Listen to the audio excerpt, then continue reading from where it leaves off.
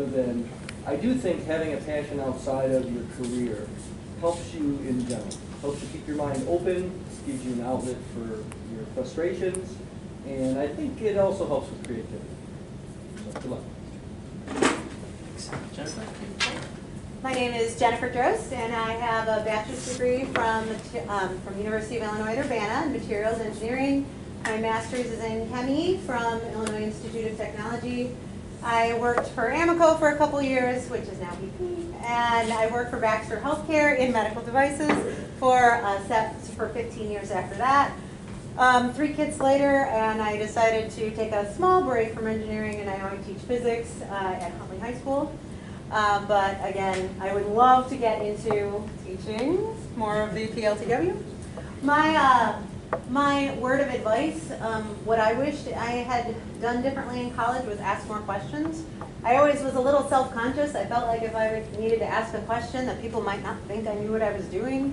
And it probably took me till about 5 years in my engineering career. When I asked questions, I realized no one else knew the answers either. So it was always, I felt better, I felt more confident, and I really learned stuff when I asked questions instead of just pretending to do what I was doing. So ask questions is the best way to learn. Thanks, Jennifer.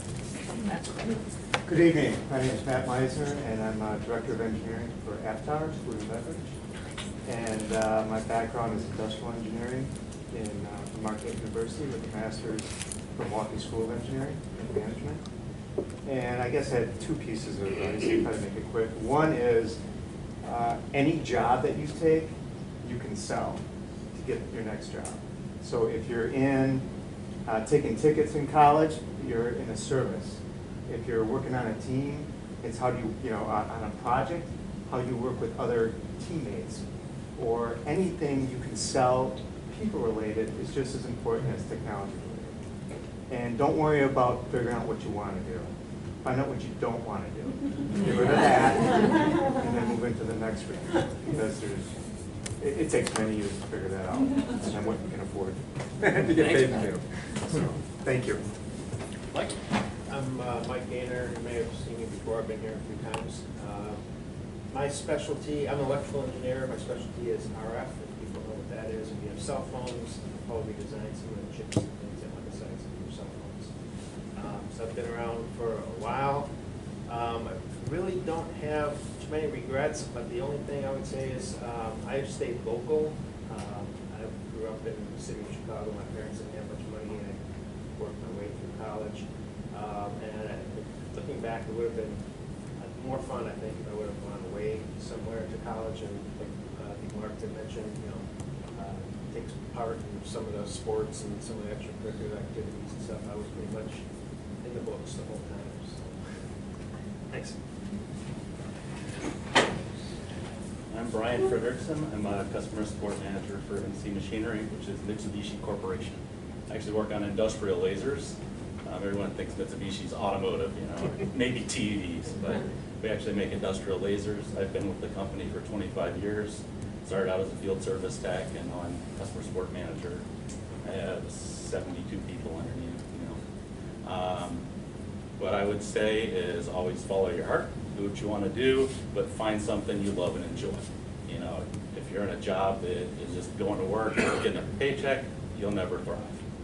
So, and then in my industry, I do a lot of interviewing right now, and I look for technicians or people that are not afraid to pull things apart and figure out how they work. Be inquisitive. I take guys that do more hands-on, like working on their cars, doing things like that, more so than someone who has an A+ and all these degrees, because I want someone that's not afraid to dig into things and figure it out. Thank you again.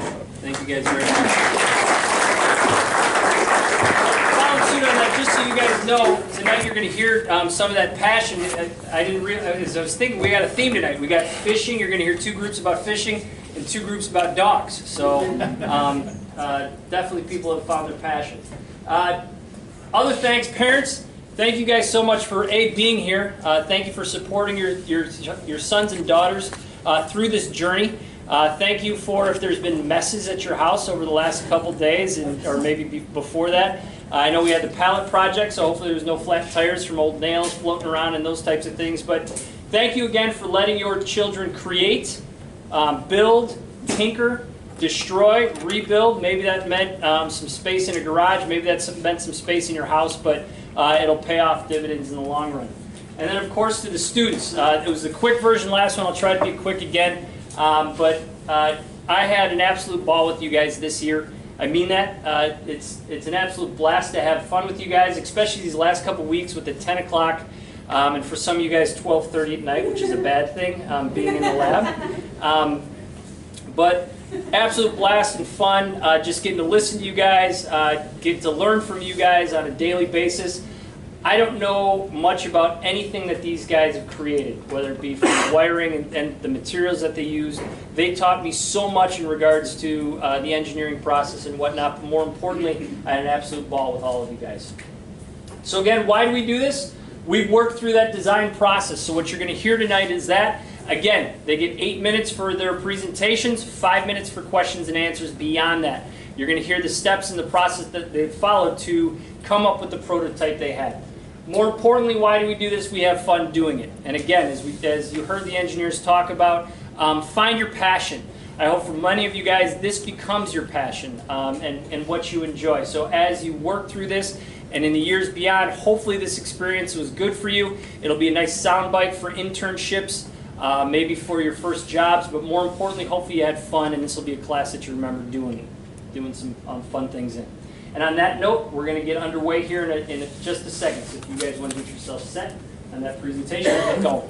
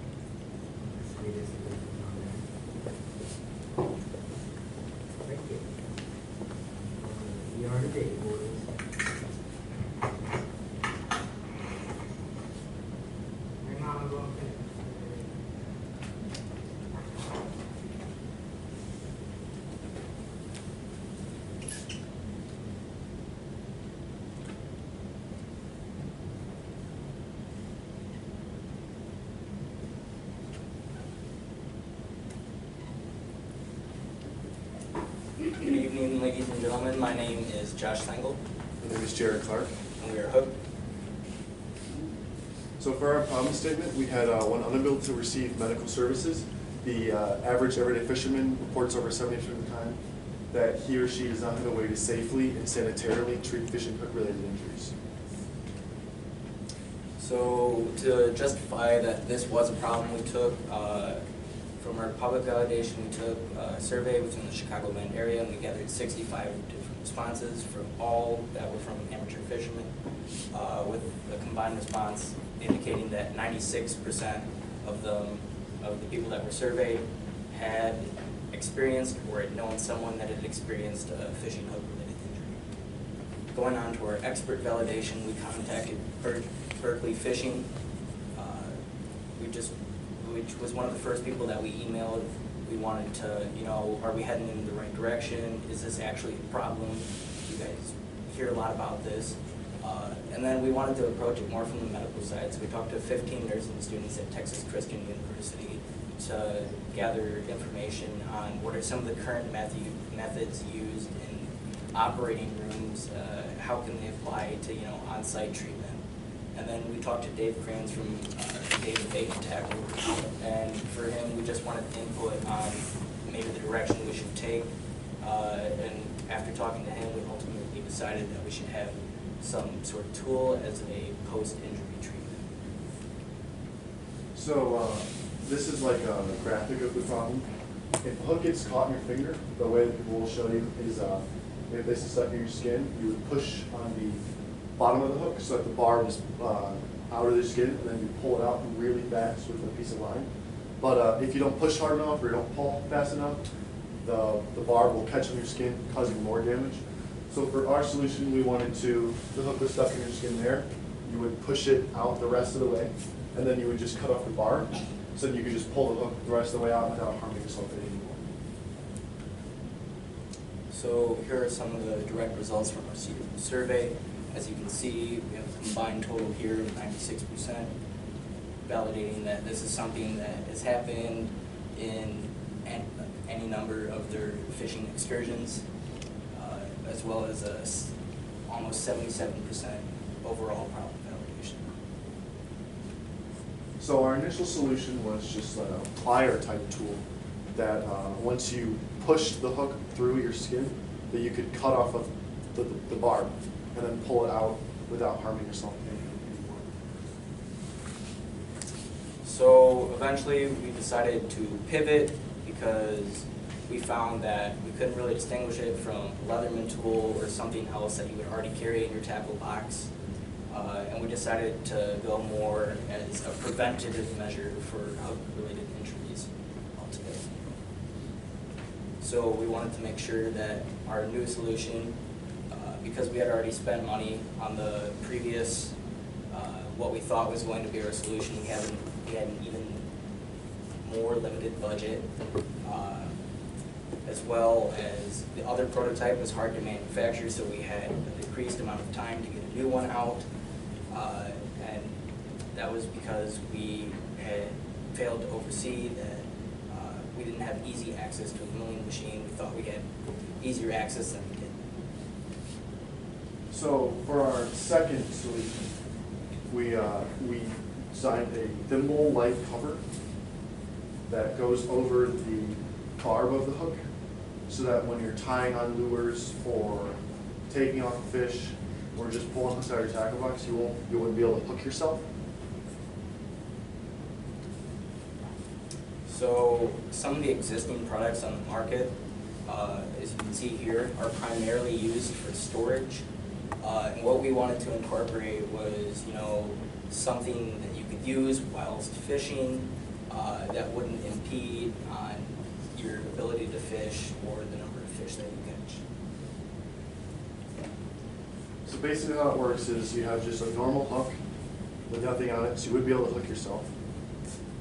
Then you put the thimble over the hook so that when you're tying on lures, if you hit the line, when you're trying to grab something, or if you drop your pole and it hits you, it won't go into your skin.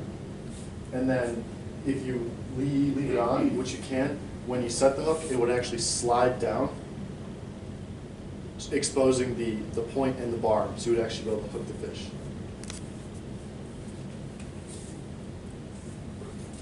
So this is our prototype 1.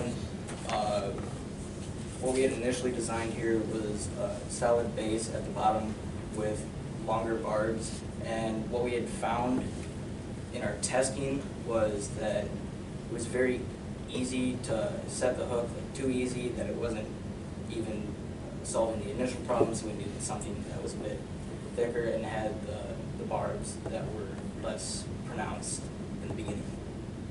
And then for some more testing, we did like how many times you could use it in a row, force required for the barb, for the thimble to actually move down the hook. And then for like actual physical testing, our prototypes were made of plastic, which is harmful to the environment. So we decided not to do any physical testing, just more theoretical testing. So then moving on to prototype 2, we extended the base so that the cover could sit on the hook without immediately sliding down. We also increased the number of shells because we found that in our testing, when trying to set the hook, the product tended to break very easily. And then for future ideas, like I said, with the environmental concerns, we would use a biodegradable plastic, so it would be harmless to fish in the environment, that or some sort of plastic alternative that is biodegradable. And then, as you saw, it is small, so you are going to lose them, they're going to break. So we would do large quantity sales in bulk, and then we would change the type of material so it would be less brittle, more malleable, and therefore more durable. Question?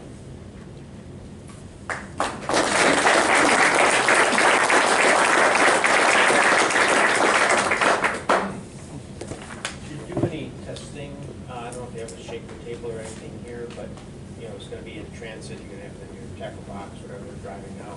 Usually about times it's not good smooth roads. We haven't considered the durability during storage, but we hope maybe in future testing that it would be something we consider. We did a bunch of like drop tests, just kind of just like throwing at the ground, like 100 times or so, and it fared pretty well after that. Did you guys research how the typical injuries occur now? I mean, are they? From an additional survey, we found that of the people we surveyed, most of the injuries were incurred when retrieving tackle, retrieving fish, or tying on buoys. Oh, would you mind passing it around? Yeah. See it. So how do you verify that your new design protected in those commonly occurring situations? So for the first one, method of storage being safe, it sits on there pretty snug, so it stays on in tackle. So grabbing tackle, bars are covered. And then for tying on lures, we tested when we were tying on lures, dropping the pole, when the hook slipped, was it causing any damage, and we found that ultimately the product had protected our hands. And then for retrieving fish, fortunately due to the lack of nice weather, again it was all theoretical testing, we found that when removing our hook out of our test material, we were able to use the product to slide it against the material and not have to directly come in contact with the barb. Is your intention to sell the hooks with these pre-installed or just to sell the covers and it's up Just for- the sub covers. Yeah, just the covers in bold, like I said. And we hope if we were going to go to market with this, that there would be other renditions that would work with offset hooks or smaller sized hooks. It's been my experience with people getting hooked that are usually casting accidents. But I've been fishing in areas where it's very dense population of people. Yeah. And that's the equivalent of setting it when you're casting and catching someone, so it wouldn't prevent that. Yeah, you can leave it on when you're fishing if you'd like to, but there's a chance it will fall off or break or anything. Yeah, that's it. Casting is not one of the things we had considered because we didn't receive that many. We were aware that it was an issue going in, but we did not gather data. Just a quick comment. Hard to manufacture, budget constraints, time. That's going to be for you the rest of your life. So, and there's trade-offs. So it's never wrong and it's never bad. But maybe you prioritize one thing over the other. Like, hey, it might be real cheap, but we're going to be able to make something that is easy to manufacture. Yeah.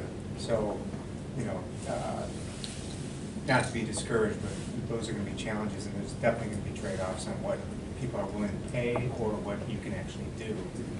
But finding a solution, you just got to keep pushing, right? One more question.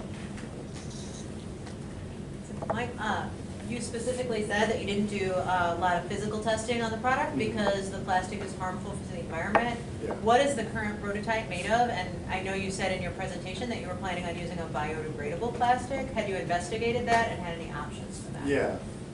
So it's the prototypes are 3D printed with the material we have upstairs, which is some sort of plastic.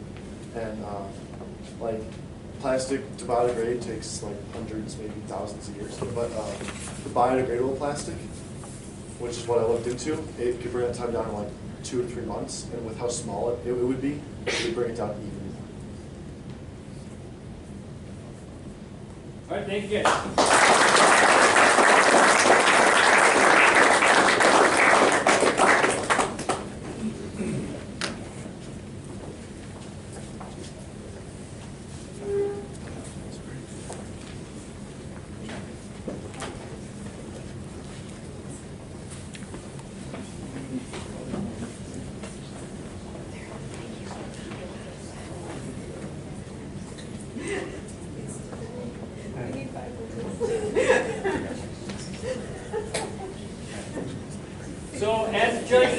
up your scoring sheets. Just so you know, we got coffee over here. We got some waters and some cookies. So help yourselves.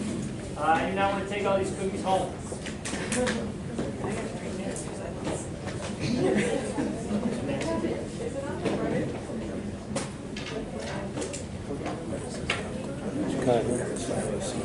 Yeah, you don't want to go too high or too low. I like subjective things.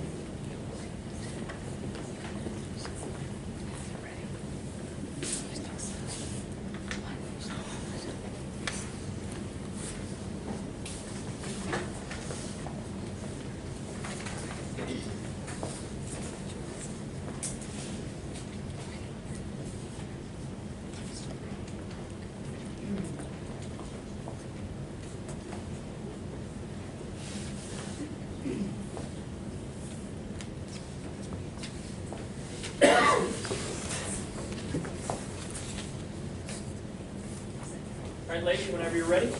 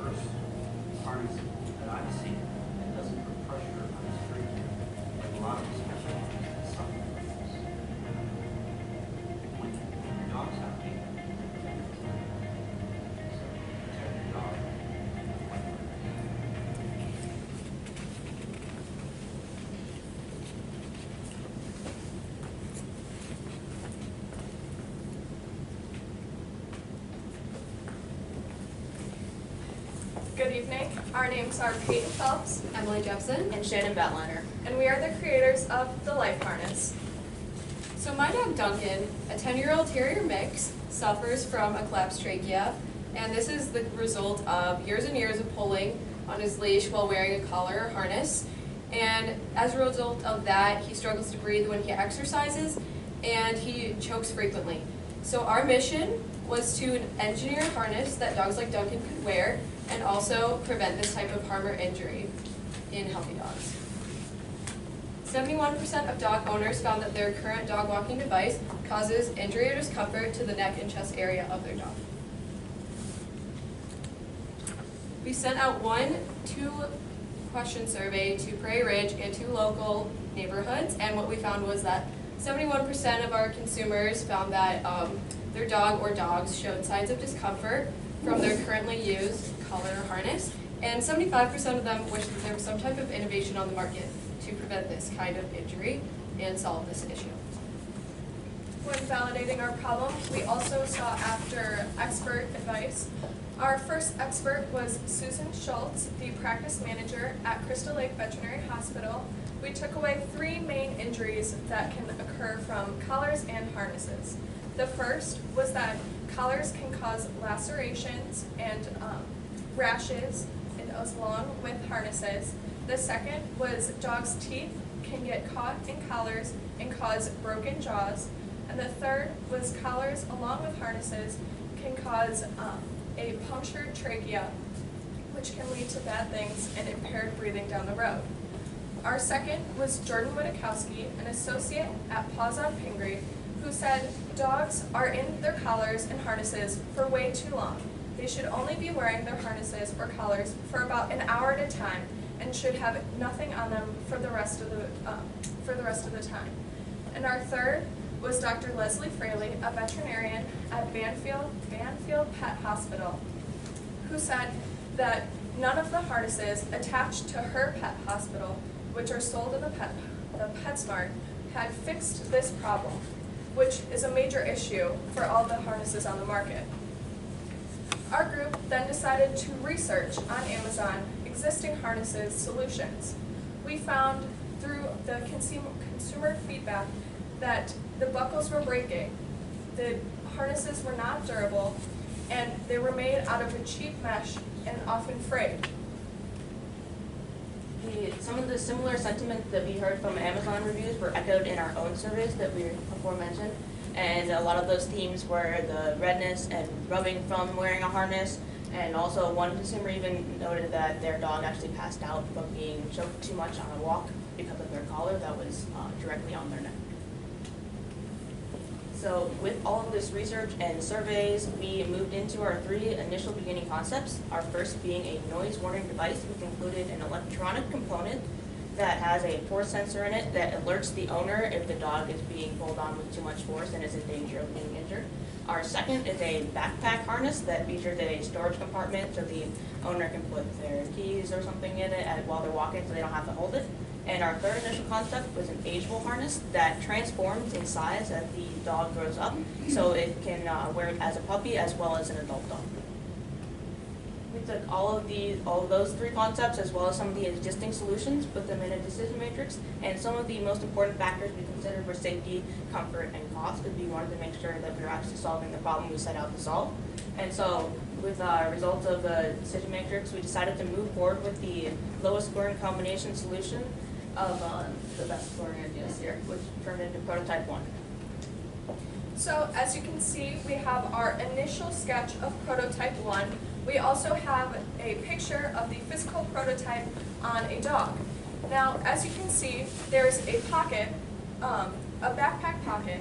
However, what we found through some consumer testing was that if you put any sort of weight in the backpack pocket, as the dog starts to move, the pocket adjusts and moves on the dog. So we realized that that was one of the issues that we needed to solve. As you can also see, the leash attachment is at the back of the neck, which we found was a problem because as you pull, the force is being directed onto the neck, which was something that we were trying to prevent. Some of the other testing we did on our first prototype, some of the ones I want to highlight here for you guys, is we used a force probe to measure the ripping strength of the hand sewing we did on our first prototype, and that actually, the thread we used ripped at about 14 pounds. So obviously we needed to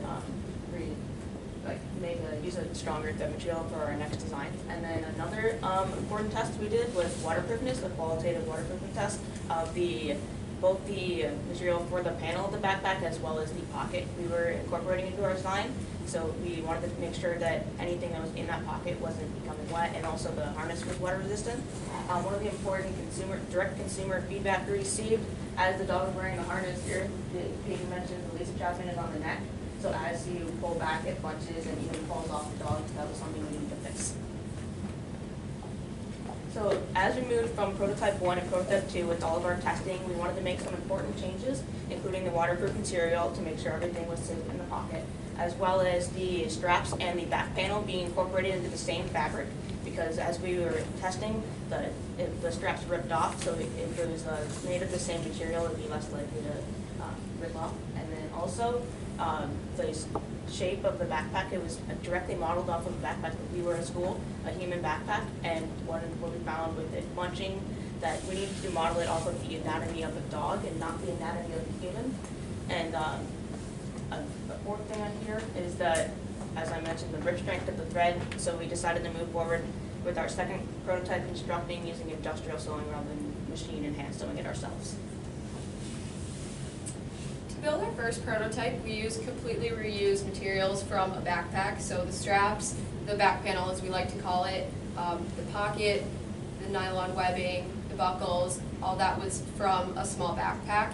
And we hand sewed it and machine sewed it, which was pretty janky. So moving on to prototype 2, we decided to go with the industrial sewing, which was done by Mac Automation, Woodstock, and neoprene fabric, which was recommended to us by one of our experts, Nicole Bacchus, who was a product manager at PetSafe. She suggested neoprene because it's not too expensive, it's safe, it's comfortable, and has a little bit of give to it so that you can get that really ultra snug fit on a dog, and also it's water resistant. And we decided to keep the nylon webbing straps and plastic buckles to connect the straps. So as you can see, as Shannon explained with the design of prototype 2, it has the U-shaped neck hole, thicker straps for comfort, the water-resistant neoprene and canvas waterproof material for the back pocket, the nylon straps, and a monopoly thread, which is pretty durable. All right, so if we had more time and resources, we would add a different size adjustability. We do have some, but for different breeds of dogs. We would also like to add reflective straps and our logo onto the back of our pocket so everyone knows the license.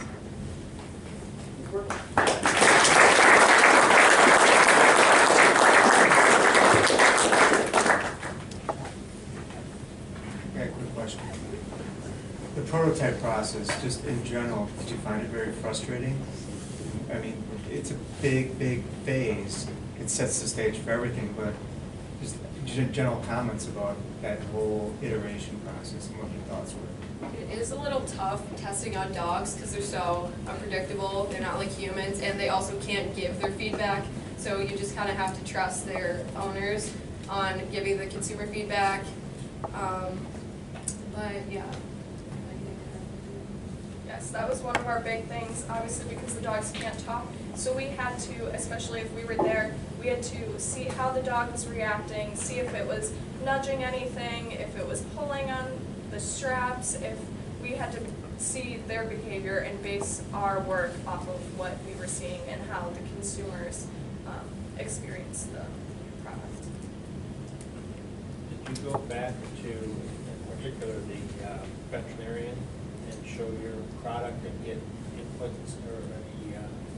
Yes, we did. We actually brought our second prototype back to her, and she said she loved how the shape of the design and the contours of the straps were now adjusted towards the dog and less of the human structure. And she also found the pocket an amazing idea, especially along with consumers, so they weren't having to carry their food bags. Did you have, I know it looked like the leash attachment is going to be, kind of changed as you went through your engineering design.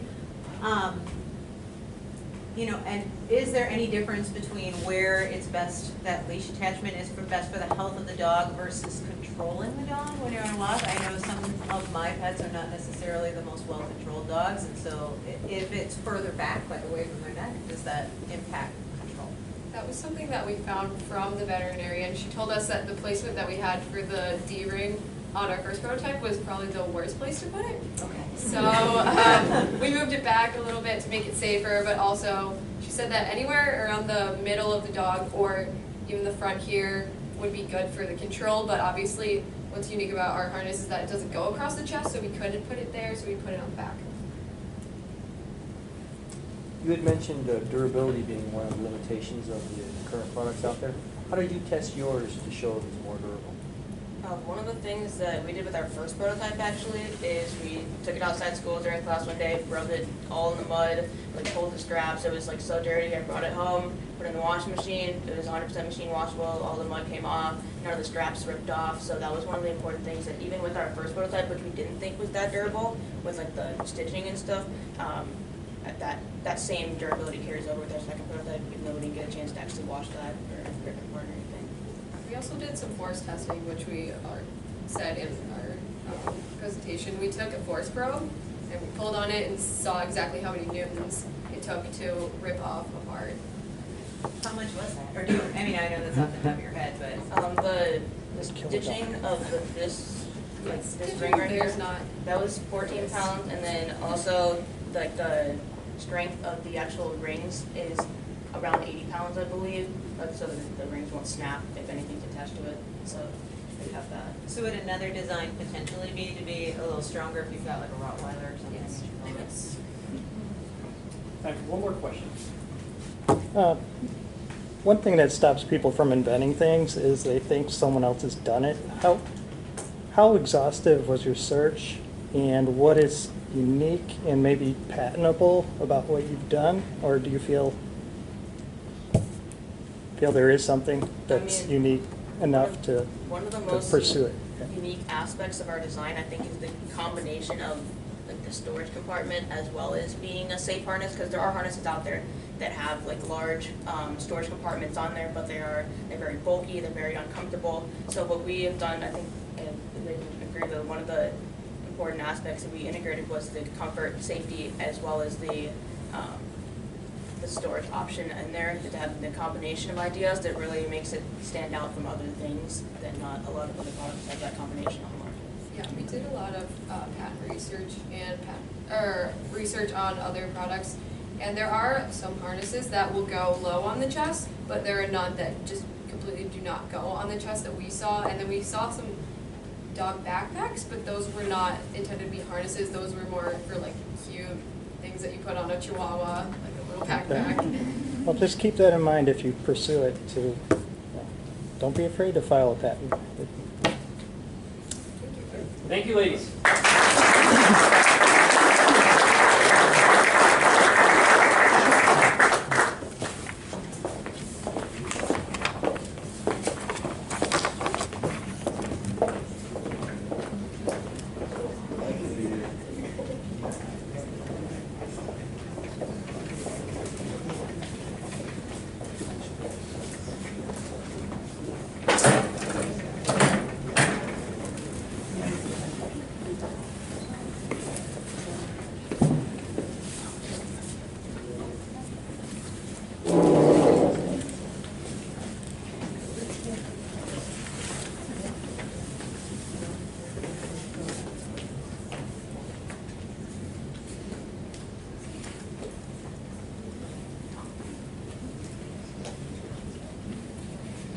Well, this group is getting set up. We'll put another plug in for one of the cookies that are sitting over here that they can kind of want to take home.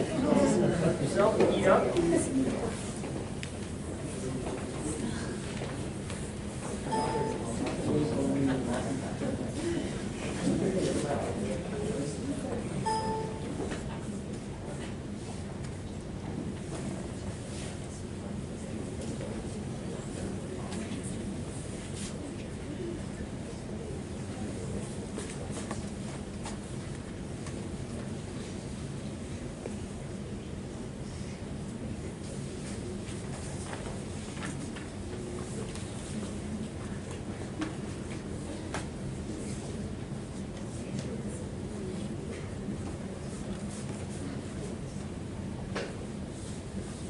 All right, gentlemen, whenever you're ready.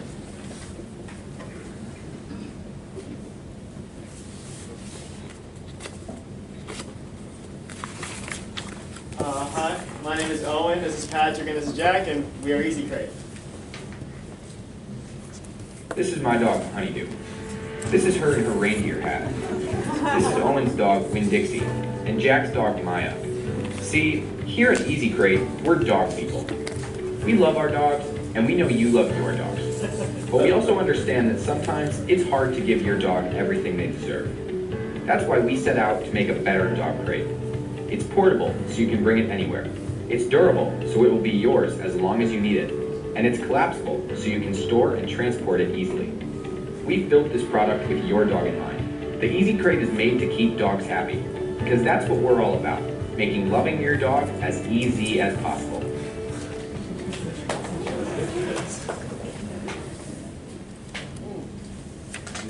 As you can see from the video, we're all dog people, so when we started this project, we set out to do something that has that in common? So we thought our process would be easier. Pick a problem, make a solution, and then eventually come to our prototype. We started out with trying to make a system for easy and convenient latching of a dog crate. You're walking in your home, you got your hands full, you can't get the dog crate unlatched. But what we realized was nobody thought this was a problem. So we pivoted.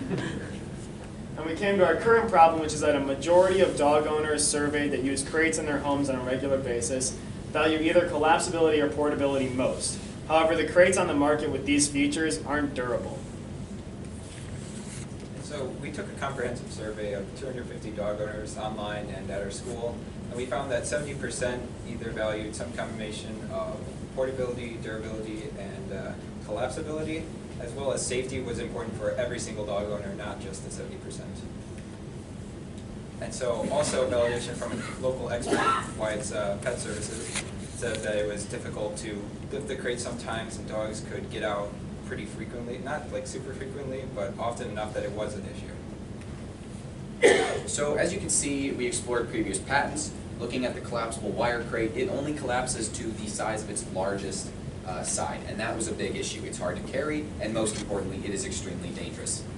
The plastic travel crate does not collapse at all, and the fabric travel crate is extremely not durable.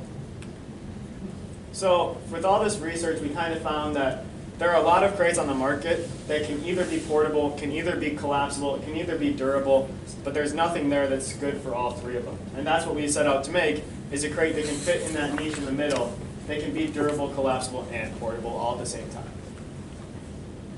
So this was our first sketch, starting with our first prototype. Our goal was to make an aesthetically pleasing crate that had all three of those characteristics that Owen just mentioned. And we used materials that we knew would look good in a home so people wouldn't be embarrassed to have their crate standing out in their house. We started off with a origami type drawing design. The sides fold in, the top comes down, and the door and back fold below into a box of about 15 by 20 by 8 inches. And so we started with prototype 1 here, and it was pretty rough around the edges. There was we started with like zip tie hinges basically because we were like low on materials. We upgraded eventually to metal hinges that were still loose. They left large gaps, like especially here and on the sides. There's large gaps that were dangerous for the dogs. The holes on the sides of the crates especially were too large in our original design, and that was a danger for the dogs reaching around it with their mouths. We used wooden dowel rods to secure the sides so they wouldn't collapse in, but those were difficult to place in and made setup very difficult for dog owners, as well as this original design was very large. And so these were the most important quantitative testing that we took. It takes about 1 minute, or it took over a minute to disassemble it with the original crate, and now with this crate it takes under a minute to disassemble, and assembly time takes about 2 to 3 minutes with minimal instruction, just like basics, this is how you do this.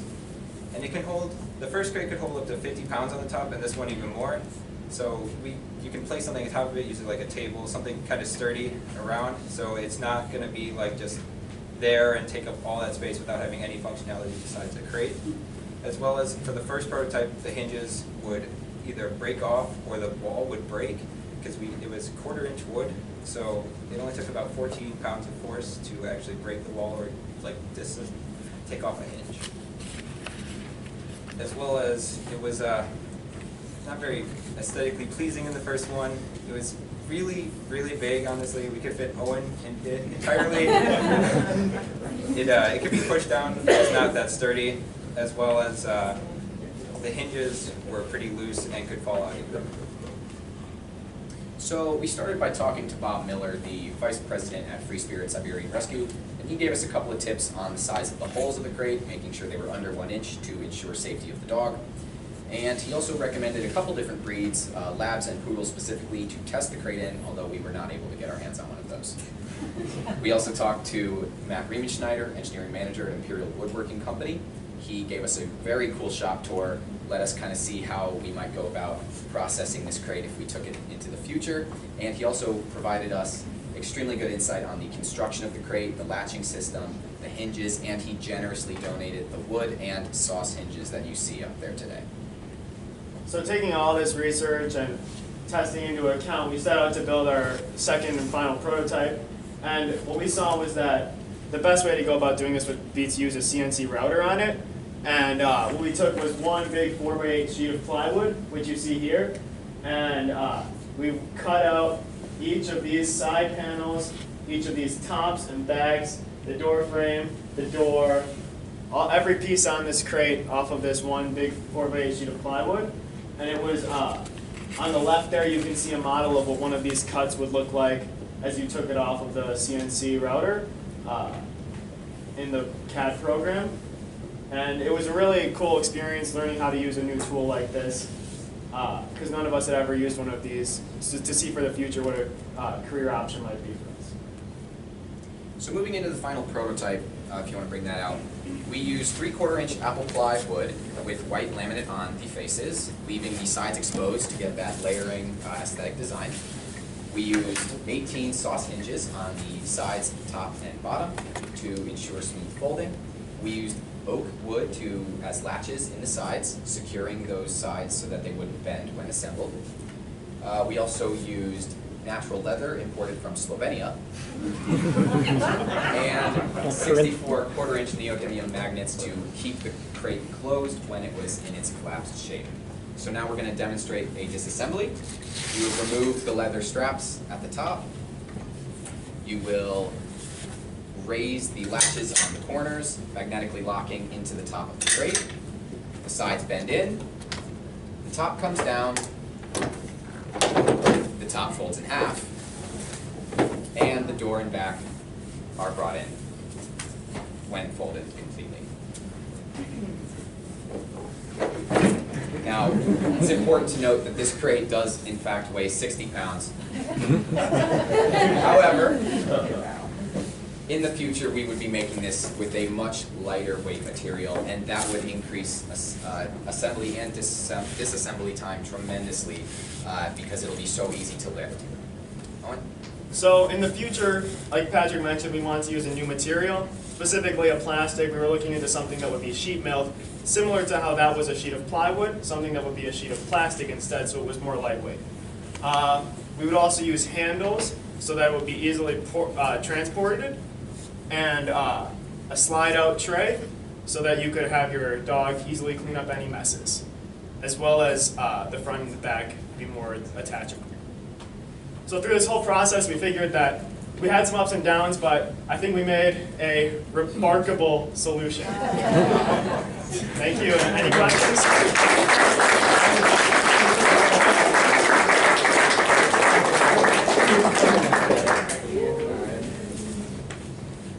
Well, I think you achieved the collapsibility, but you mentioned putting a slide-out tray under it, and that would go back to the original issue where you would then be limited by the size of that tray. I will note that this material, as well as the plastic that we would use, would be completely waterproof and could be wiped down very easily. I'm just saying, if you put a 2x3 tray under it, it'd have to be a solid tray or something that would be also collapsible. That's why this one doesn't have one. We looked into that issue, and in the foreseeable future in this class couldn't figure out a way to solve that problem. So quick question. So you mentioned about the load on the top. So I'm assuming that's a static load. Did you do any dynamic load testing? No, just static load. So one of the things that, as a dog owner, safety is going to be priority number one as well, in addition to durability, portability, collapsible. So great marketing angles, but to prove that it's going to be safe, that a child doesn't jump on and collapses on the dog, so it'll need to be foolproof safety, so you don't hurt a dog, obviously. That'll be key. And then just another angle. If you picked a sustainability play in your marketing, so let's say reusable plastic, bottles or something, or that would be a strong sell for consumers who want to be good environmentally sound stewards. So if you could find a sustainability play in that, and kind of round out your marketing, it'd be a strong statement. Thank you. I will say, you talked about making this lighter weight by going to like an ABS plastic, but does that, impinge on what you had originally had said, well, now I have a nice piece of furniture almost that I wouldn't mind having in my living room, as opposed to if it's made out of ABS, will you lose some of the aesthetic? We would have to find that happy medium between the two materials, although I personally think that a nice solid construction of milled plastic would have the potential to look nice. Still with the Slovenian leather? That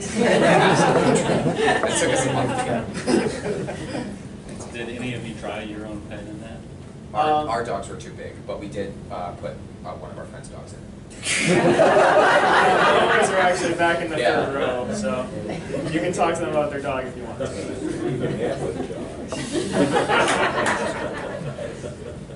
Did you consider any extra additional, like locking mechanisms rather than the strapping, you know, just like the belt and suspenders just in case, you know, one of the hinges failed or something? Yeah, we looked into that a little bit. We saw that for us in this project, we actually had to develop that latching system ourselves.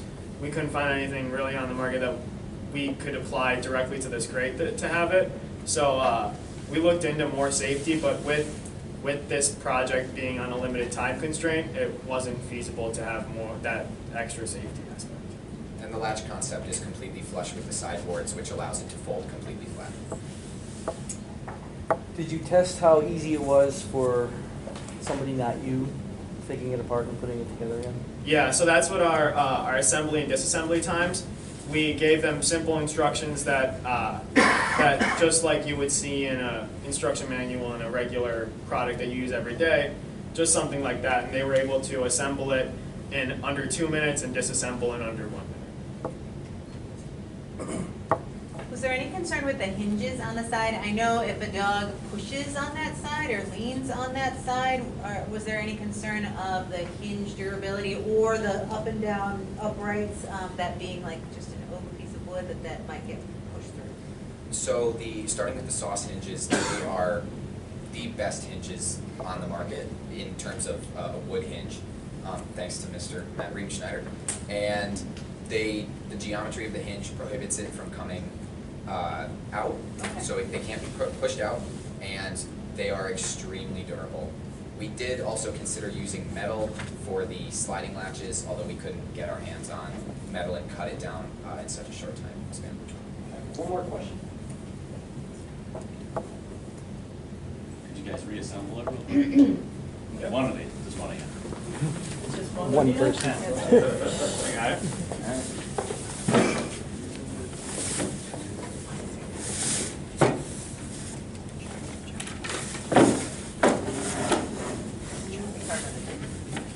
Yeah, it's easier on a solid floor.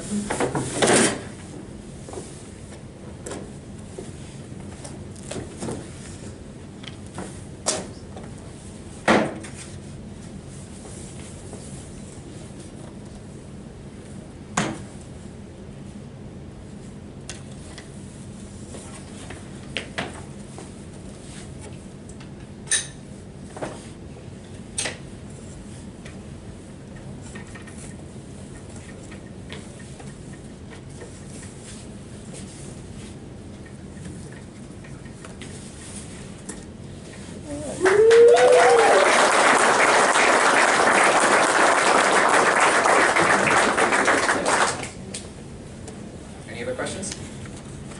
Well, that was the last, but there's a gap there. If I have a 2-year-old at home, we have a dog in the crate, do you get their fingers pinched there?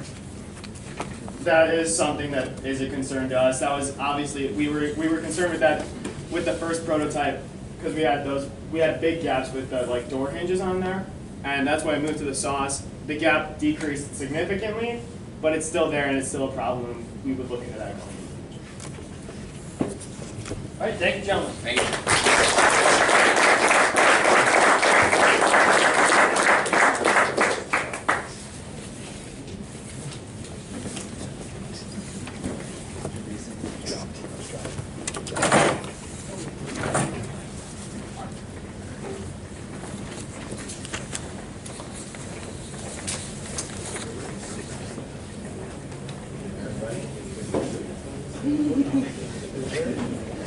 So sorry.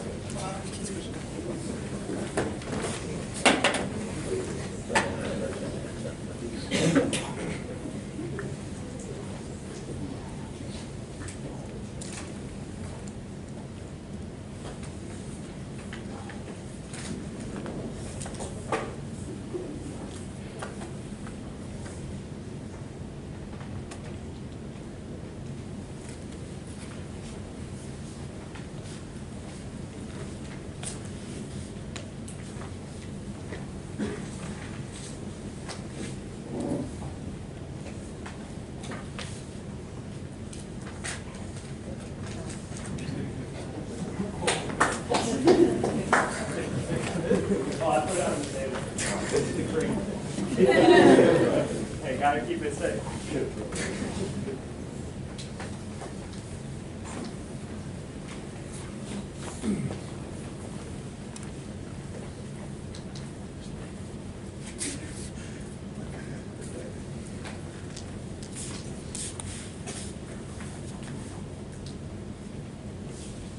Whenever you're ready, gentlemen.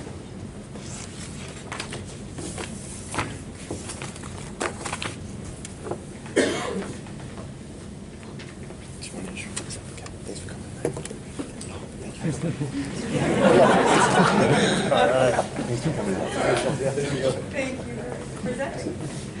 Thank you. I'll go ahead and kick it off with a nice, not awkward video at all. We got a really good sense of humor. Oh, I can't wait to go fishing. Oh no!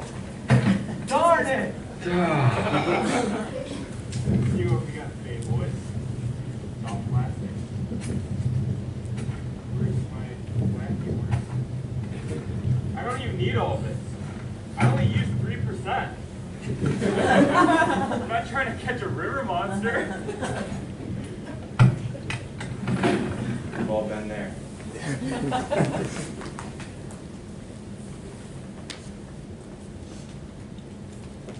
Nope, don't want it again. Hit exit. Yeah. There we go.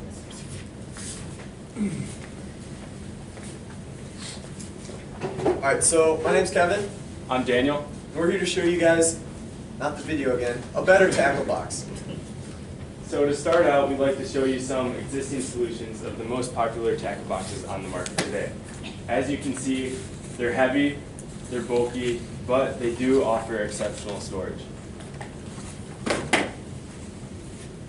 So we obviously thought this was a problem, but we needed to get this validated from other people. So we sent out a survey to fishing forums, to students at this high school, and the Crystal Lake Facebook fishing page. And we found that from over 250 responses, most people valued lightweight and portable storage options, and this just wasn't on the market today. So besides those multiple choice questions, we gave the survey takers an opportunity to provide us with further feedback on our product and our future project. Some of the common themes we saw were ease of use, protection against the elements, mobility, and sleekness of the design. This quote is where it clicked for me and Kevin. We knew everyone would have that big tackle box at their home that they store all their tackle in, but there's nothing to take that tackle box and take it to a day on the water and just have the essentials on you when you need it. So we tackled the middle ground of that market. We also found this statistic, it was pretty consistent across all these forums and different Facebook pages, that most fishermen only end up using 3% of the tackle that they carry. So in a big box like that, it's just a handful of lures. And that's where we figured that we really could go with a minimalistic, small tackle box. So with this in mind, we went with the problem statement that intermediate and beginner fishermen across the country found that they only really require small portable tackle options, as demonstrated by 60% of respondents who said that they wanted this. So with this in mind, we began with developing solutions. Me and Kevin both decided to do ours separately, but we ended up coming up with similar ideas. The first one is a water bottle sleeve that would fit around your average 32-ounce water bottle. It features elastic around the outside to store miscellaneous storage for pliers, knives, or other smaller tackle boxes. The next one is an ergonomic fit tackle box that would go on your wrist or your waist that would simply open up and all your tackle would be displayed right there. The next one that Daniel and I accidentally came up with the same design separately for was more of a tube design with a foam insert, and you would go ahead and hook the lures on that foam. You know, keep that in nice and tidy, close it up, and it'd just be one sleek, portable option. And then this was Daniel's, as you can see, very similar, and he had a screw on top, so basically the same thing. So we ranked all of these based on the necessity or the necessary aspects of the design that we thought would fit the problem well. And we rated it, and obviously our three-piece tube design, as shown by Kevin earlier, won. The initial concept we drew up on Inventor, And we had sort of a similar insert, except we had 4 dividers, and it was a screw on top with a little carrying latch on the outside, and the outside was going to be some kind of clear plastic so you could see the tackle that you were dealing with. So some of the pros to that is it's mobile, as we wanted our design to be, and you have the ability to store the essentials, or that 3% that we referenced earlier. Some of the cons, it's mechanically challenged, so there's a lot of moving parts, and it did not maximize the storage for the volume given. Moving forward, this is our first prototype that Dan has on hand over there. We went with a Velcro latch on the outside, and we picked up some cheap foam from Hobby Lobby that we cut inserts. Cell phone, and that's just where we stick would go the ahead and insert hooks the in hooks there. and keep it all Closes nice up. and neat on the inside. And we cut apart a vinyl tube and glued that on there for the hinge, and it actually worked pretty well.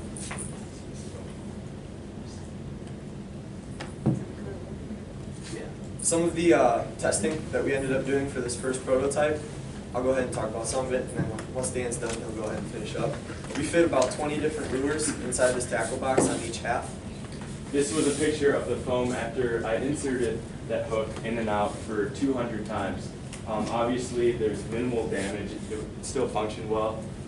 So that led us to continue with the foam design for half of our final product. And this is a weight test. As you can see, it holds Kevin Not pretty super well. heavy, but still fit on there.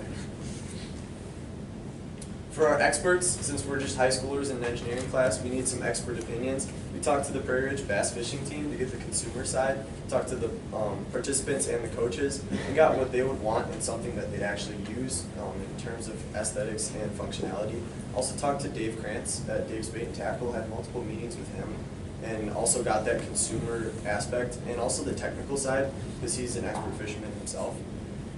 Talked to Tim Powers, who was here just a little while ago, to get that technical aspect of what materials we'd use for different dimensions, manufacturing, and also Perry Wilborg, the Sites and Fleet Manager at the McHenry County Conservation District.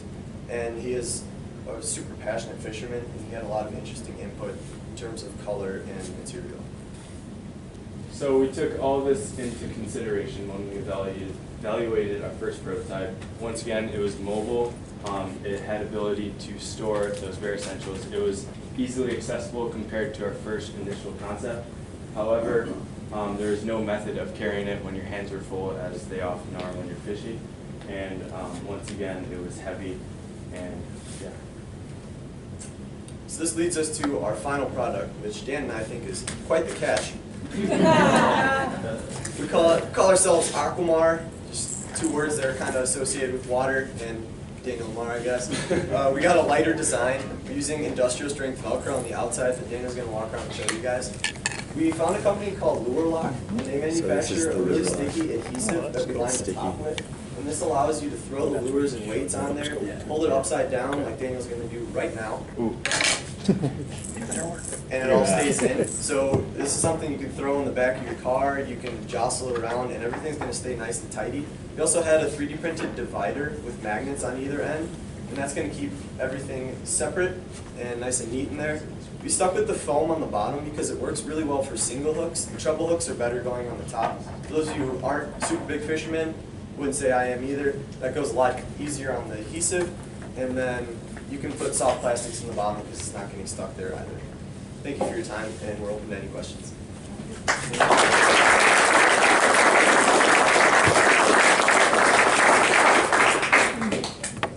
From a requirement standpoint, what about something that can float? Did you consider that so that you knock it off the dock or it slips off? I think that. Yeah, by default, since it's PVC and it's got that foam in there, it's going to float no matter how much water it takes on. And since we used window insulation that lined the entire outside, it really doesn't take on water in our system. So that was something that we thought was going to be important, but not essential, because not a lot of tackle boxes are 100% waterproof. But I think that's one of the things that can set us apart from big companies. Just with the size of it, it's more likely you're going to have it sitting somewhere out, you know, the deck of a boat, you're going to have it up on it or something. Could make it like a bright color. Or, yeah, that was one of the things that Dave Cranston told us, is that was one of the ways we work and have them distinguished from each other. If you're going to own multiple in a sort of six-pack where you can have one for each of your different species that you're fishing or different times of year, and you can have different colors to color code that, and you can see a lot easier. Along that line, if you taper one in, make it fit in a common frame. Oh, that's very interesting. Never thought of that. All right, I'm gonna patent that. So you mentioned there's a top and a bottom, but when you're wearing it, it's kind of all on the sides, it's Yeah. kind of standing up. Is there a problem to using that sticky stuff on both sides? Or you just wanted to kind of use the foam as well as the... Yeah, as you can see when I turned it upside down, it held everything pretty well, and that was just from basically tossing it in there. So the foam is obviously friction fit. It's more designed for the just single hooks instead of treble hooks, because as we found from our testing, it's really hard to go back and forth with the treble hooks in the foam, which is why we led to the lure lock technology. But yeah, we've tested it and it holds in pretty well. Also, the lure lock, the quantity that we bought was $15, so it's not cheap to buy it on your own, and we're obviously limited by a $50 budget, so the foam is a good option for us. What was that center insert on the on your last prototype? That was to divide the two halves. So if you had, let's say, 3 soft plastics in one side and you didn't want it mixing or getting stuck to the sticky side, that would not happen if you had it closed. And that's also one reason why we kept one half of it foam, in case you wanted to store like a soft plastic bag in there. Or your pair of pliers Yeah. that you keep. And with stronger magnets, it would be more effective as a divider, but as of right now, it flops back and forth pretty freely. You mentioned 3%, they only use 3% of what's in the tackle box. Do you know what number that would be? It doesn't look like this will hold too many lures. Did that meet the 3% requirement, or?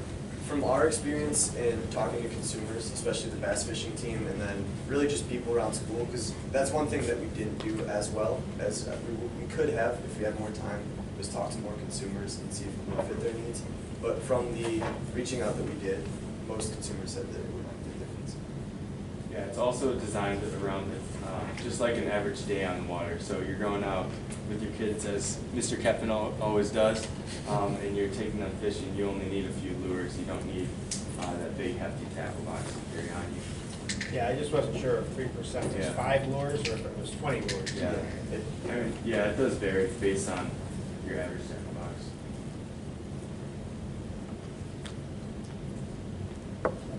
Well, if there's no more questions, we can talk about our plan to go into market, which would be injection molding. Daniel?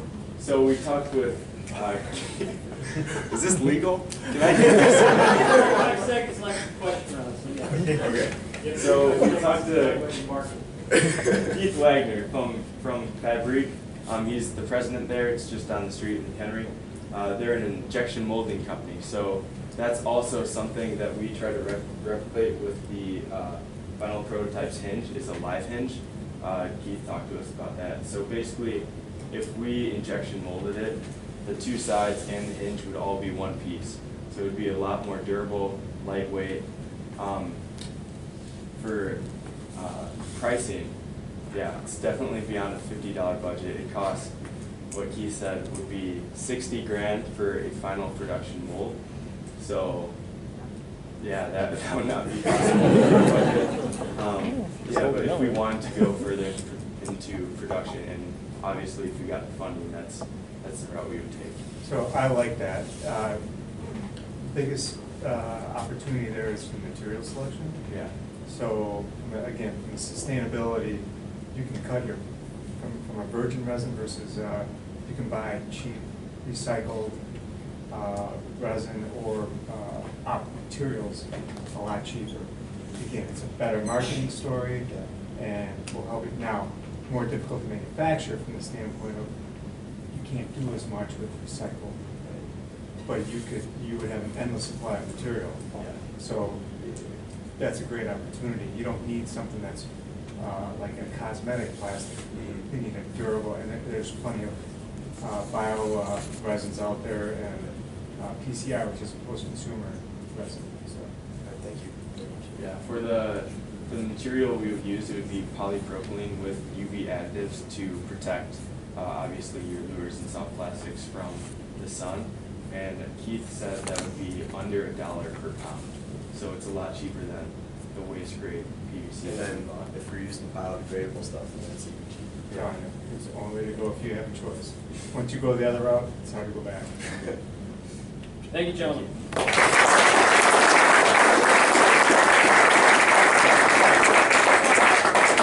Okay, so that concludes our presentations as the judges are tallying up scores and all that fun stuff. Feel free to walk around if you want to take a look at some of the groups that did not present in this time slot. Ask those questions. We're here as long as you guys want to be here. But how about one more round of applause for our judges?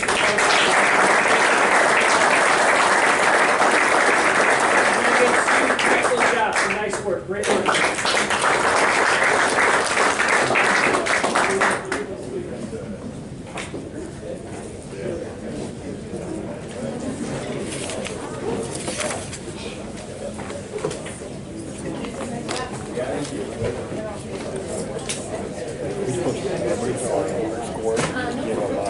I just gave him a percentage and overall. That's kind of what I was thinking too.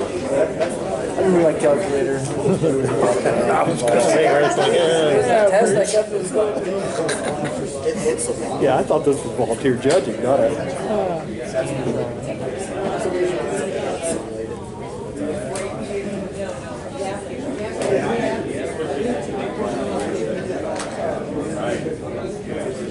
Actually worked really well.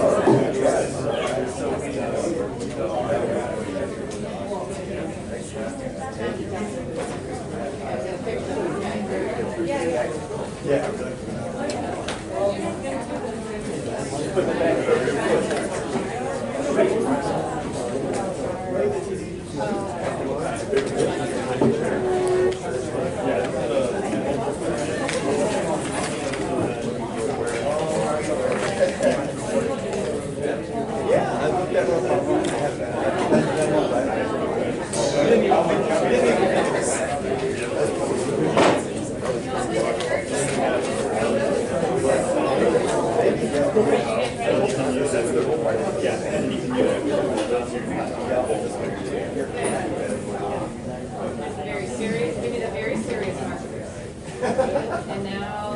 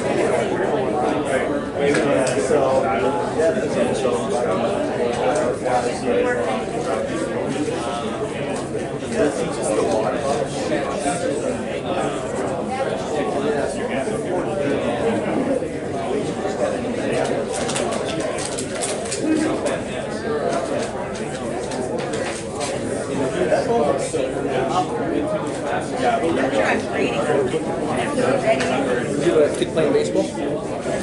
Yeah. Yeah, we had a game tonight. I saw you. Nice. Finally got a nice day down. Finally, last couple of days. Yeah. Which team? Varsity team? My son's sophomore, he's a junior varsity. So we played around the varsity team. So, I didn't even check. They were on 4-3 in the 6th inning. Varsity was. I don't know if they lost or won. Yeah. Oh, I enjoy watching it. It's almost like you can't be there. Yeah. No, it's really good. Yeah. You too. Yeah. See you around. How about you? I've got a couple grads and a couple. One in here now. We're going to my oldest was play baseball, so. 4? Yeah. Okay. Coach Beck is awesome. I don't know Coach he practices, he can't be he's 24 years old, and he was he's like a second superior too. Yeah, I think I have that. He has such a good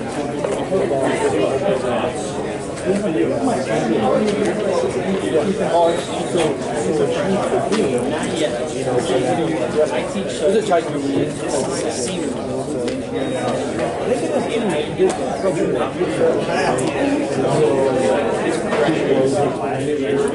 well, I actually this year they got this team or the varsity team or the oh yeah. I was in a robotic team growing up.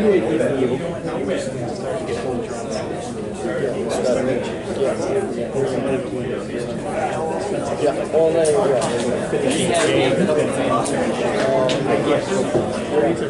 All right. No, it's nice. I use this picture before. And I'm very terrible about doing like I never do. So I'm like sorry if I like. Okay. Because I'm like I've never. I mean I haven't really walked around. So I'm like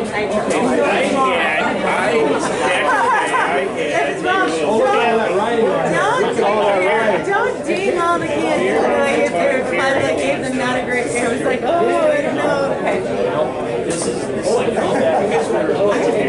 Oh, I know. You guys were great. I mean, honestly, so I was really switched from so I mean, if it was an 8, I could love them, you know. Thank you. Oh, thank you. But when did you? I had great kids. I had Steven too. Yeah, I had Steven too.